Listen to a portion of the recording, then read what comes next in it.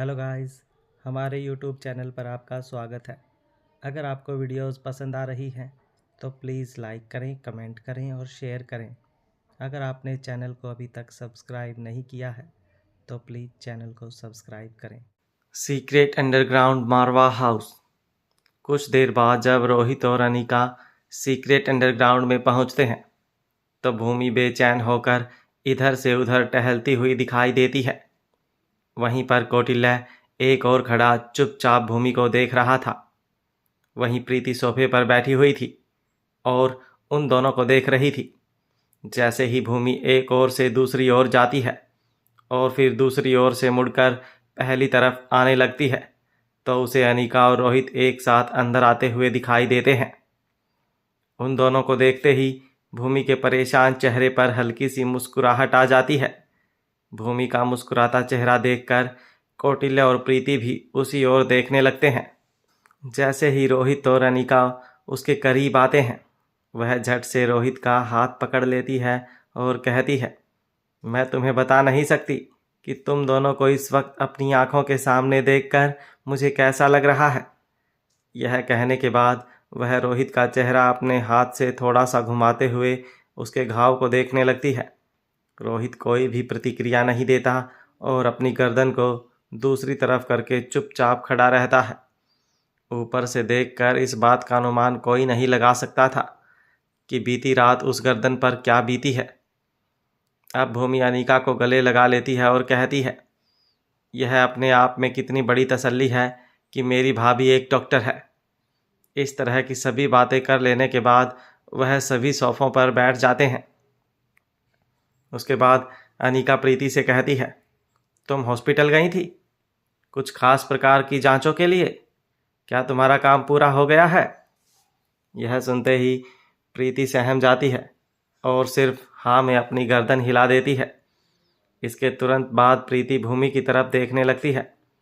अनिका से झूठ बोलना प्रीति के वश की बात नहीं थी, लेकिन बिना भूमि की इजाज़त के इस बात पर मुंह खोलना भी प्रीति के लिए ठीक नहीं था, क्योंकि यह काम उसने भूमि के कहने पर किया था और साथ ही उसे अनिका से इस बात को छुपाकर रखने की हिदायत भी दी गई थी।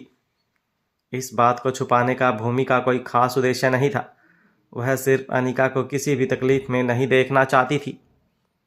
अब परिस्थिति को संभालते हुए भूमि कहती है, मुझे शक था कि दमयंती देवी ने अपने आप को बचाने के लिए बाकी की औरतों की तरह इन्हें भी अपनी इच्छा से सुलाने का कोई ना कोई बंदोबस्त जरूर किया होगा। मेरे कहने का मतलब है कि मैं जानना चाहती थी कि कहीं उनके ब्लड में ऐसा कुछ ना हो जो बेवक्त ही उनकी जान ले ले। यह सुनकर अनिका पूछती है, फिर क्या कुछ मिला? अब प्रीति जवाब देती है, नहीं अनिका दी, उनके ब्लड में ऐसा कुछ भी नहीं है, सब कुछ सामान्य है। अब अनिका प्रीति से कहती है, यह जानने के लिए तुम्हें हॉस्पिटल जाने की ज़रूरत नहीं थी। यह रिसर्च तुम यहीं पर रहकर अपनी इसी लैब में कर सकती थी। अगर कोई इक्विपमेंट ख़राब हो गया है तो कह देती या नया ऑर्डर कर लेती। ऐसी ज़रूरतें तुम्हें पड़ती ही रहेंगी। इस तरह किस किस काम के लिए हॉस्पिटल जाओगी? यह सुनकर अब प्रीति से कोई नया जवाब नहीं बनता। तब भूमि कहती है, मैंने ही कहा था कि यह हॉस्पिटल चली जाए और वहाँ पर किसी भरोसेमंद असिस्टेंट या डॉक्टर के साथ मिलकर इसे जल्द से जल्द पूरा करे। यहाँ इसकी हेल्प कौन करता? अब प्रीति भूमि की बात पर सहमति देते हुए एक बार फिर से अपनी गर्दन हाँ में हिला देती है। अनिका भूमि की तरफ देखती है और कहती है, अभी तक मेरे लिए यह सब एकदम सामान्य बात थी, लेकिन तुम्हारी बातों से साफ पता चल रहा है कि तुम दोनों मिलकर कुछ और पता लगाने की कोशिश कर रही हो। साफ साफ कहो कि बात क्या है? फिर हल्की नाराज़गी दिखाते हुए भूमि अनिका से कहती है, इतना तेज़ होना भी ज़रूरी नहीं होता। पहले तुम यह बताओ कि तुम्हें हर बात पता कैसे चल जाती है? इस पर अनिका कोई जवाब नहीं देती और सिर्फ प्रीति और भूमि की तरफ देखती रहती है। अनिका की नज़रों से बचने के लिए प्रीति अपनी गर्दन नीचे कर लेती है, जैसे उसे अनिका दिखाई नहीं दे रही हो, तो मानो वह भी अनिका के सामने से गायब हो गई हो। अब भूमि जवाब देती है, दरअसल मेरे कहने पर प्रीति ने उन दोनों का डीएनए टेस्ट किया है, जिससे यह पता चलता है कि वह दोनों बहनें नहीं हैं। फिर 2 सेकंड रुककर कुछ सोचते हुए आगे कहती है, यह एकदम स्पष्ट है कि इन दोनों में से दमयंती देवी के लिए लच्छो ज़्यादा महत्वपूर्ण है, क्योंकि उसकी कैपेबिलिटी निपुण मीणा से कहीं ज़्यादा है। लच्छो को प्रोटेक्ट करने के लिए उसने निपुण मीणा को मोहरा बनाया है। यूं ही किसी के लिए कोई अपनी जान देने के लिए भला क्यों तैयार रहेगा? शायद इसलिए निपुण मीणा के दिमाग में यह बात डाल दी गई है कि वह और लच्छो सगी बहनें हैं, जबकि ऐसा कुछ नहीं है। इससे भी ज़्यादा हैरानी की बात यह है कि लच्छो को इससे संबंधित किसी भी उलझन में नहीं रखा गया है। पर क्यों?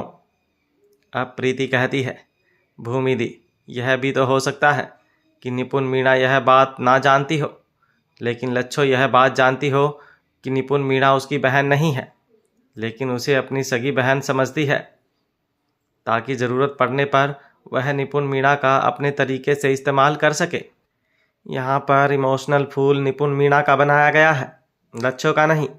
अब अनीका अपना हाथ सोफे की बैक रेस्ट की तरफ ले जाती है और फिर हल्के से मुस्कुराकर कहती है, होने को तो यह भी हो सकता है कि लच्छो ही निपुण मीणा हो और निपुण मीणा लच्छो हो।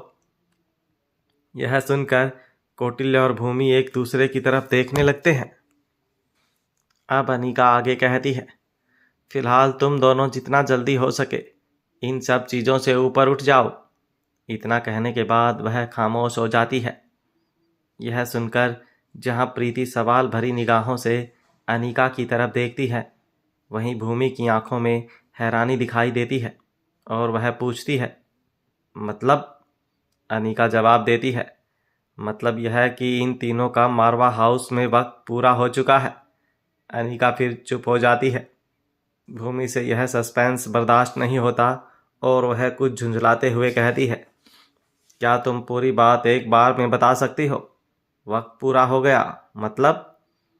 क्या हम उन्हें मारवा हाउस से कहीं और शिफ्ट करने वाले हैं, या वह दोनों अपनी ज़िंदगी की अंतिम सांसें मारवा हाउस में पूरी करने वाली हैं? अनीका जवाब देती है, दोनों नहीं, वह तीनों। इसके बाद अनीका कौटिल्य की तरफ देखती है और कहती है, मुझे पूरा यकीन है कि आज शाम से पहले उनका संदेश हम तक पहुंच जाएगा। तुम्हें अलर्ट रहना होगा। वह हर हाल में इन तीनों को हासिल करने की कोशिश करेंगे। कौटिल्य बदले में जवाब देता है, जी मैडम। इसके बाद अनीका भूमि की तरफ देखती है और कहती है, दमयंती देवी अब इन्हें और ज़्यादा वक्त तक यहाँ नहीं रहने देगी। जैसा कि सौम्या का कहना है कि वह दमयंती देवी के लिए बहुत महत्वपूर्ण है। इसके बाद अनीका फिर एक पल के लिए चुप हो जाती है और कुछ सोचकर दोबारा कहती है, बात सिर्फ यह नहीं है कि यह तीनों उसके लिए कितनी महत्वपूर्ण है। बात यह है कि सौम्या उसे बचपन से जानती है, इसलिए हमें इस बात पर यकीन कर लेना चाहिए कि उसका अनुमान बिल्कुल सही होगा और उसी के अनुमान के आधार पर हमें आगे की तैयारी भी कर लेनी चाहिए। अब भूमि पूछती है, क्या अभी भी दमयंती देवी की इतनी हिम्मत है कि वह मारवा हाउस की तरफ आंख उठाकर देख सके? अनीका मुस्कुराकर जवाब देती है, नहीं, इतनी हिम्मत उसमें पहले भी नहीं थी और अब भी नहीं है। वह ऐसा कुछ नहीं करेगी। अब भूमि परेशान होते हुए कहती है, क्या तुम पूरी बात एक बार में बताओगी? अनीका जवाब देती है, नहीं, कुछ सस्पेंस अच्छे होते हैं, तुम्हें इंतज़ार करना होगा। अब भूमि जवाब देती है, लेकिन तुम्हारे सस्पेंस हमेशा खतरनाक होते हैं या फिर बड़े भारी शौक? फिर एक पल तक खामोशी छाई रहती है। फिर भूमि कहती है, चलो ठीक है, सस्पेंस या शौक तो हम बाद में देख लेंगे, लेकिन फ़िलहाल जब हमें यह पता होगा कि आगे क्या होने वाला है, तब हम आगे की तैयारी करेंगे। अगर कुछ और नहीं बताना चाहती तो यही बता दो कि आगे के लिए क्या तैयारी करनी है। अनीका कोई जवाब नहीं देती और कुछ सोचने लगती है। तब रोहित अनीका से पूछता है, क्या तुम सच में इन्हें दमयंती देवी को लौटाओगी? अनीका जवाब देती है, हम कितनी भी ईमानदारी से इन्हें वापस करने की कोशिश करें, लेकिन दमयंती देवी अपनी हरकतों से बाज नहीं आएगी। वह कोई ना कोई ऐसा दांव ज़रूर खेलेगी जिसका फ़ायदा उठाकर हमें इन तीनों को वहां पहुंचने से पहले ही खत्म करने का मौका मिल जाएगा। अब भूमि अनिका की बात को पूरा करते हुए आगे कहती है, और अगर दमयंती देवी मौका नहीं देगी तो हमें वह मौका बनाना होगा। तुम यही कहना चाहती हो ना? अनिका जवाब देती है, हाँ बिल्कुल सही, और यही हमारी तैयारी है जो तुम्हें करनी है। अब भूमि जवाब देती है, तैयारी तो हम तब करेंगे जब हमें यह पता हो कि किन शर्तों पर हम इन्हें वापस भेज रहे हैं। मैं बिल्कुल भी समझ नहीं पा रही हूँ कि जब पूरी बात ही नहीं मालूम तो आगे की चाल कैसे सोची जाए।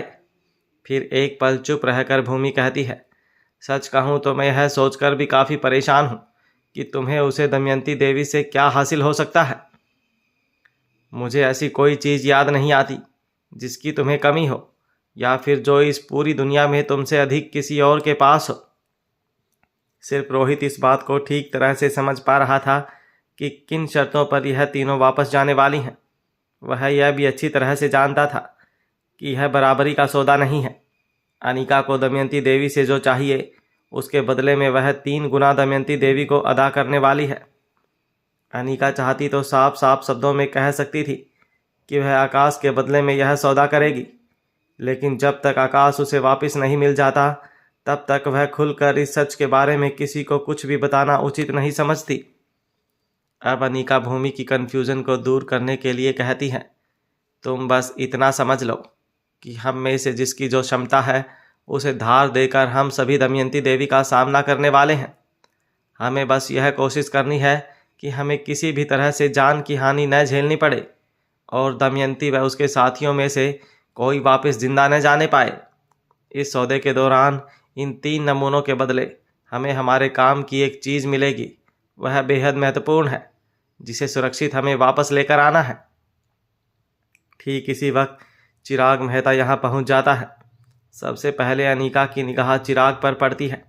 उसे लगता है कि वह ज़रूर रोहित से मिलने आया होगा। चिराग उनके करीब पहुँचने के बाद सभी को गुड मॉर्निंग विश करता है और फिर चिंतित स्वर में रोहित से कहता है, अब आपकी तबीयत कैसी है सर? रोहित जवाब देता है, मैं ठीक हूँ, चिंता की कोई बात नहीं है, जल्दी ही यह घाव भर जाएगा। अब चिराग रोहित से कहता है, सर अनिका मैडम के भाई आकाश गुलेरिया का पर्सनल वकील विकी उनसे मिलना चाहता है। यह सुनकर अनिका हैरानी से चिराग की तरफ देखती है, फिर एकदम धीमी आवाज़ में मानो खुद से ही कहती है, विकी? रोहित तुरंत अनिका से पूछता है, क्या यह वही विकी है? अनिका बदले में गर्दन हाँ में हिला देती है और उसके बाद रोहित और अनिका दोनों एक दूसरे की तरफ देखते हैं, मानो एक दूसरे से पूछ रहे हों कि अब इसे क्या काम आ गया। फिर कुछ सोचकर अनिका कहती है, उसे अगले हफ्ते किसी ठीक वक्त पर बुला लो, मेरे पास अभी उससे मिलने का वक्त नहीं है। चिराग कहता है, मैडम उसका कहना है कि उसे कोई बहुत ज़रूरी बात बतानी है। उसने कहा है कि मैं आपसे कहूँ कि जिसका आप इंतज़ार कर रही हैं वह सूचना उसी के पास है। अब रोहित और अनिका एक बार फिर से एक दूसरे की तरफ देखने लगते हैं।